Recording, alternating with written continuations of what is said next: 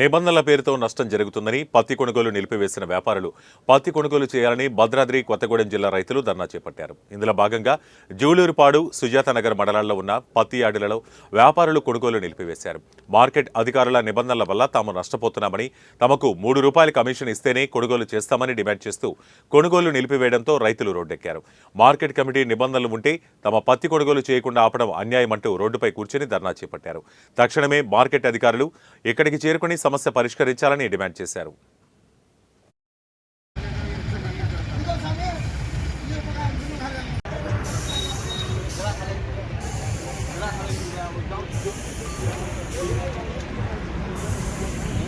రోజు అయితే మేము లాస్ పడతాం, రోజు లాస్ పడాలంటే పడలేము. అది మేము లేమనుకోండి, రైతు కంటే భూమి ఉంది, 4 ఎకరాలు భూమి దున్నుకొని బతుకుతాడు. మేమేం చేసి బతుకుతాం? ఉన్న డబ్బులు ఎట్లా లాస్ పోయినాం అనుకో, ₹3 కమిషన్ అయినా పెట్టండి, లేకపోతే ఎప్పటిలాగా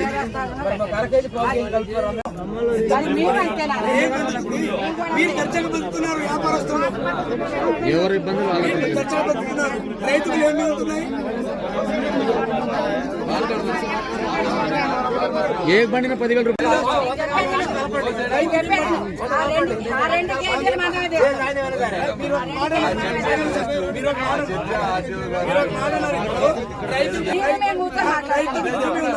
రైతు పత్తి తింటుంది ఈ రోజులలో.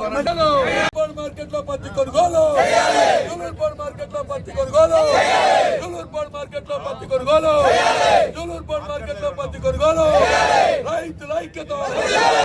మళ్ళా కూర్చోడానికి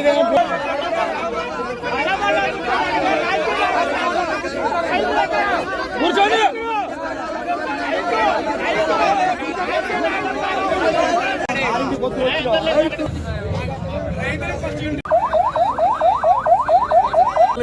నిలిపివేయడం జరిగింది.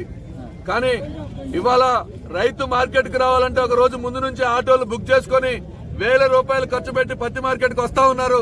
కానీ ట్రేడర్స్ అర్ధాంతరంగా పత్తి కొనుగోలుని నిలిపివేశారు. ఇది సరైన మార్గం కాదు అని చెప్పి ట్రేడర్స్ దృష్టికి తీసుకెళ్తే మాకు అధికారులు కొత్త నిబంధనలు తీసుకొచ్చారు.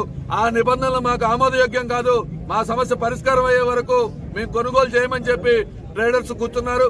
ఇది మార్కెట్ అధికారుల దృష్టికి తీసుకెళ్తే వీళ్ళు కాలయాపన చేస్తా ఉన్నారు తప్ప కొనుగోలును ప్రారంభించేటువంటి పరిస్థితి అవబడట్లేదు. కాబట్టి తక్షణమే కొనుగోలు ప్రారంభం చేయాలని చెప్పి మేము ఇక్కడ రైతులుగా సిపిఐ సిపిఎం పార్టీగా కూర్చొని ధర్నా నిర్వహిస్తా ఉన్నాం. తక్షణమే మార్కెట్ లో పత్తి కొనుగోలు చేసేంత వరకు మేము ఇక్కడ నుంచి